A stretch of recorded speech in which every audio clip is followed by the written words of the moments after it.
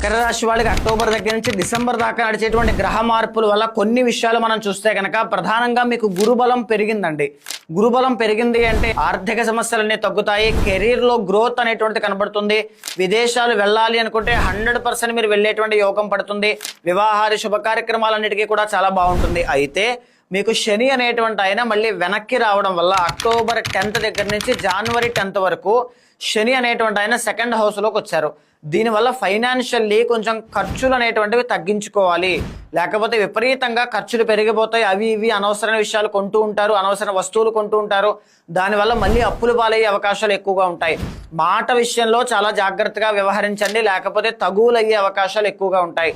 రెండవ స్థానంలో ఎప్పుడైతే రాహు ఉంటారో ప్రధానంగా చదువుకునేటువంటి విద్యార్థులకి ఆటంకాలు ఎక్కువగా వస్తాయి. చాలా జాగ్రత్తగా విద్యార్థులు, మీ పిల్లలు ఎవరైనా ఉంటే కొంచెం కాన్సన్ట్రేషన్ పెరిగే విధంగా చదివించండి. 8వ